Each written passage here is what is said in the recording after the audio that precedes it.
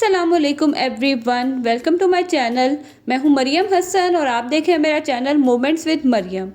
आज के इस वीडियो में मैं आपके साथ अपनी बेडरूम की यही जो सिंगल मेरा बेडरूम है ना, as a drawing room, as a TV lounge या डाइनिंग रूम, हर चीज़ के लिए यही रूम यूज़ होता है।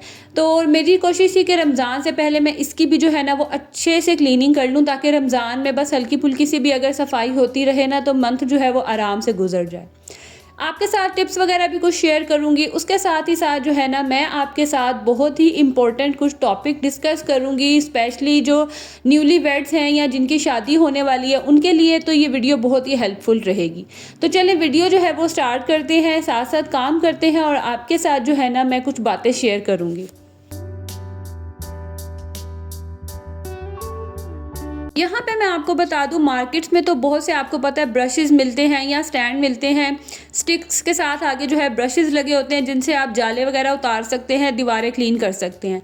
मैं वो बहुत कम लेके आती हूँ क्योंकि ना मुझे लगता है कि वो थोड़े अरसे बाद ही टूट जाते हैं और उनसे जस्ट सिर्फ कॉर्नर्स वगैरह बड़े अच्छे से साफ़ हो जाते हैं। तो मैं क्या डीआईवाई करती हूँ, कोई भी मैं कपड़ा ले लेती हूँ रफ़ सा, ठीक है। आपको घर सबके घरों में जो है ना वो कोई ना कोई कपड़ा ऐसा पड़ा होता है जिससे हम डस्टिंग करते हैं। उसको ना मैं वाइपर के ऊपर इस तरह से लगा लेती हूँ और इस तरह से ना मैं सारी दीवारें वगैरह क्लीन कर लेती हूँ। बिलीव करें, एक तो कॉर्नर्स वगैरह जो है वो जाले वगैरह भी उतर जाते हैं, उसके अलावा दीवारों के ऊपर इतनी डस्ट होती है ना जो हमें बज़ाहिर नज़र नहीं आ रही होती। लेकिन जब आप इस तरह से कपड़े से साफ़ करेंगे ना तो आपको फ़र्क जो है वो फ़ौरन नज़र आना शुरू हो जाएगा। सिवाय कॉर्नर्स वगैरह के इस तरह से जो पूरी दीवारें हैं ना वो भी बहुत अच्छे से जो है वो क्लीन हो जाती हैं। इस तरह से कपड़ा लगाने के बाद, एक ड्राई कपड़ा लगाने के बाद जो है ना मैं फिर, क्योंकि मेरे इस रूम में जो है पेंट हुआ हुआ है, तो मैं इसके ऊपर जो है ना वो कपड़ा गीला करके भी लगाती हूँ। वो भी मैं आपके साथ आगे शेयर करूँगी। क्लीनिंग साथ साथ चलती जाएगी और मेरे ख़्याल से हर घर में आजकल यही चल रहा होगा कि रमज़ान से पहले पहले जो है वो क्लीनिंग कर लें। जिनके घरों में दावतें होती हैं, अफ्तारियाँ होती हैं, उनके घर में तो माशाल्लाह बहुत ज़्यादा एहतमाम किया जाता है। मेरे घर में ऐसा इतना आना किसी का भी नहीं होता क्योंकि मेरे जो सारे इन लॉज़ हैं ना वो है सब मुल्तान और खानेवाल के, वहाँ पे होते हैं। यहाँ पे कुछ एक दो इनके कज़न्स हैं मेरे हस्बैंड के, वो होते हैं, लेकिन बहुत कम होता है उनकी तरफ आना जाना। बाकी मेरे ननियाल में, मेरे मायके में कह लें, वहाँ पे मेरी मामा है, भाई है, एक भाई मैरिड है, बाकी एक जो है वो अनमैरिड है।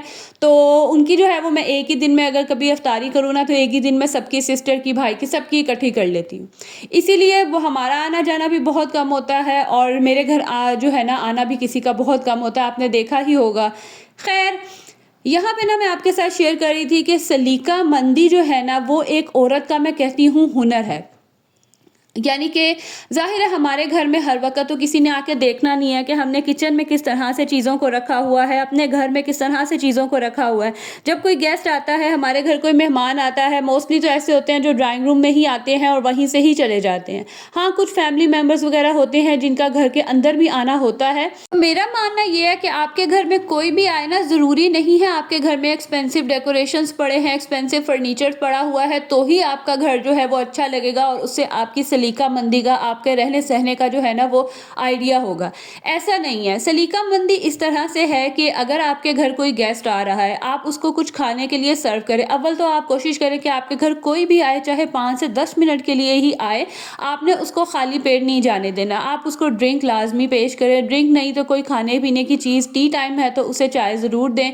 तो कुछ भी छोटा मोटा भी जो है ना आप करें, ये आपने लाजमी करना है क्योंकि मेहमान जो है हमारे घर में रहमत होता है और उसके आने से जो है ना यकीन करें आपके अपने रिस्क में इजाफा होता है।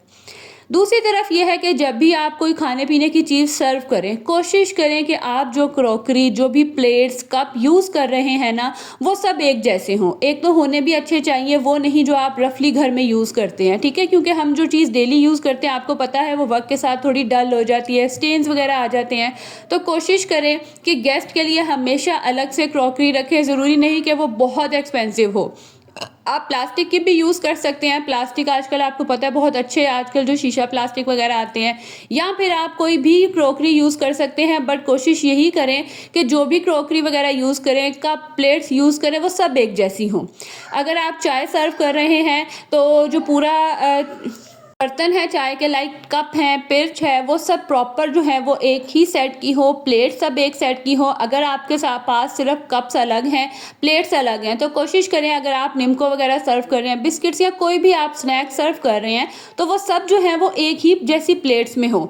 ये नहीं है कि कोई किसी कलर की, कोई किसी कलर की हो, कोई कप बड़ा हो, कोई कप छोटा हो। यकीन करें ये चीज़ें घर में तो नॉर्मल यूज़ में चल जाती हैं, लेकिन आपके घर कोई आएगा और आप इस तरह की चीज़ें सर्व करेंगे, आप एक दफ़ा खुद को उसकी जगह पे रखें। आप किसी के घर जाएं और कोई आपको इस तरह से सर्व करे तो आपको कितना अजीब लगेगा।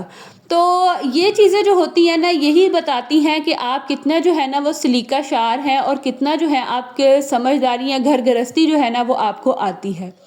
उसके बाद आपके घर का फर्नीचर, देखें डस्टिंग तो हम तकरीबन डेली बेसिस पे कर लेते हैं, ठीक है, ऊपर ऊपर से चीज़ें हम झाड़ लेते हैं, बेड को क्लीन कर लिया हमने, टेबल्स क्लीन कर ली, लेकिन सम टाइम क्या ऐसा होता है कि जैसे टेबल्स की जो है ना वो लेग्स होती हैं या अंदर वाली साइड होती है फर्नीचर की, या इस तरह की चीज़ें जो है ना हम उन पर डस्टिंग ही नहीं करते, चीज़ें साफ़ नहीं करते। मैं सबकी बात नहीं कर रही हूँ, मुझसे बहुत दर्जे जो है ना, काफ़ी मेरे व्यूअर्स जो हैं वो बेटर हैं, उस चीज़ को अंडरस्टैंड करते हैं। लेकिन ऐसा होता है कि कुछ ऐसी न्यूली वेड्स होती हैं, नई नई शादियाँ होती हैं, पढ़ लिख रही होती हैं, साथ ही शादी हो जाती है। मेरे साथ भी ऐसा ही हुआ था।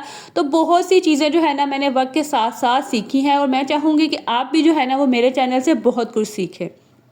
कोशिश किया करें कि जैसे ड्राइंग रूम वगैरह है या आपका बेडरूम है, डेली तो आप डस्टिंग करते हैं, लेकिन वीक में, मंथ में एक दफ़ा जो है ना आप डीपली लाजमी क्लीन किया करें, जिसमें आपने टेबल के कॉर्नर्स अच्छे से साफ़ करने हैं, टेबल की लेग्स हो गई, आपकी साइड टेबल है तो उसके अंदर जितने भी मतलब डिज़ाइन वगैरह है उसको अंदर से साफ़ करें। आपके रूम में जो अलमारी है इसके ऊपर एक साफ़ कपड़ा फेरें, उसके बाद एक गीला कपड़ा फेर के जो है उसको अच्छे से साफ़ करें।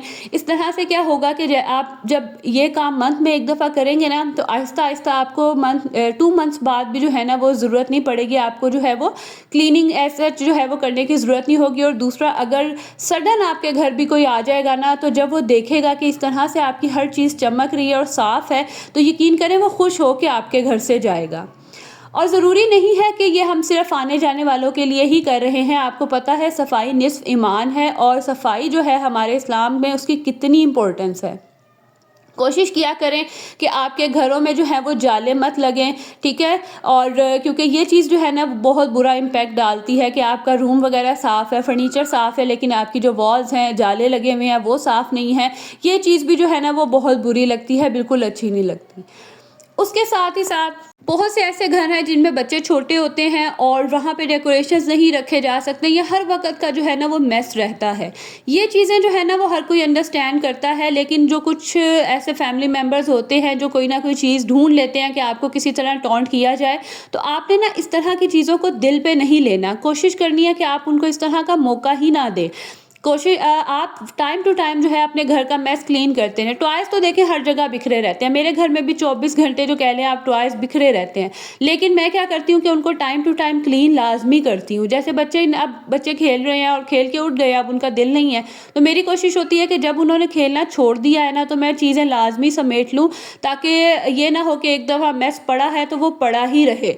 इस तरह क्या होता है कि वाकई ही घर बड़ा मैसी लगता है, लेकिन अगर आप टाइम टू टाइम क्लीन करते रहेंगे ना, तो उसके साथ क्या होगा कि आपका घर जो है ना वो क्लीन भी रहेगा, और फिर बच्चों को भी पता चलेगा कि अच्छा अब मामा ये चीज़ें उठा रही हैं, समेट रही हैं, तो हमने भी जो है ना ये चीज़ों को उठाना है, इनको समेटना है। अगर आपके बच्चे इस स्टेज पे आ गए हैं कि वो कुछ समझदार हो गए हैं, चीज़ों को समझते हैं, वैसे तो आप जितनी जल्दी कोशिश करेंगे ना बच्चों को चीज़ें समझाने की, बच्चे जो है ना वो उतनी जल्दी यूज टू हो जाएंगे।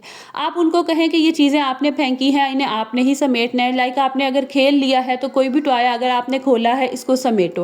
इस तरह से क्या होगा कि उन्हें भी पता होगा कि हमने किस तरह से जो है ना वो चीज़ों को उठा के रखना है, किस तरह से जो है ना हमने चीज़ें समेटनी है। दूसरा क्या होता है कि हम अक्सर बेडशीट्स वगैरह भी फोल्ड करके ऐसे ही रख देते हैं, कपड़े फोल्ड नहीं करते, इस तरह ही रख देते हैं। किसी का दुपट्टा कहीं, किसी की जो है वो ट्राउज़र कहीं होता है, तो कोशिश किया करें कि जब भी कपड़े फोल्ड करें ना, इकट्ठे का फ़ोल्ड करके रखें कि इन केस अगर कोई भी आपकी अलमारी वैसे खोलता तो नहीं है, लेकिन कभी भी किसी को कोई चीज़ चाहिए हो ना, तो आप जैसे ही अलमारी खोलें, आपको हर चीज़ सामने प्रॉपर तरीके से पड़ी हुई नज़र आए। बेडशीट्स वगैरह जो है, आप एक पिलो कवर ले लें, उसके अंदर आप सारी जो बेडशीट है वो और दूसरा जो कवर है उसका पिलो कवर, वो सारे एक ही पिलो में जो है वो फ़ोल्ड करके रख दें। इस तरह से क्या होगा कि बेडशीट्स जो है वो भी नहीं घूमेंगी, पिलो कवर्स भी नहीं घूमेंगे और कम जगह लेंगी और बड़े अच्छे से जो है ना वो समेटी भी जाएँगी। चीज़ों को रखने का तरीका, चीज़ों को समेटने का तरीका जो है ना, वो वक़्त के साथ-साथ आपको आता है, समझ आती है, लेकिन जितना आप शौक़ से करेंगे, खुश होके करेंगे, यकीन करें, आपको ये काम करने में मज़ा भी आएगा और दिल भी खुश होगा। अगर और सडन आपके घर कोई आ जाता है, तो ये आपको जो है ना वो परेशानी नहीं होगी कि नहीं, किसी के आने से पहले हमने घर को क्लीन करना है, सफाइयाँ करनी है, फिर हम बाकी काम करेंगे। टाइम के साथ-साथ आप ये चीज़ें करते रहेंगे ना, तो यकीन करें घर भी साफ़ रहेगा और अगर कोई आपके घर आ भी जाएगा तो वो भी देख के जो है वो खुश होके जाएगा। यहाँ पे बातों-बातों में मेरी सारी क्लीनिंग भी हो गई थी डन और घर जो है वो फाइनली क्लीन हो गया। अब ये है कि रमज़ान मेरा आराम से गुज़र जाएगा, दोबारा जो है वो डीपली क्लीनिंग इंशाल्लाह ईद के से पहले जो है ना मैं करूँगी। दिस इज़ इट, ये था मेरा आज का व्लॉग अगर आप लोगों को अच्छा लगा होगा तो please don't forget to like, share and subscribe और कमेंट ज़रूर कीजिएगा। अब मिलूँगी अगली वीडियो में। अल्लाह हाफ़िज़।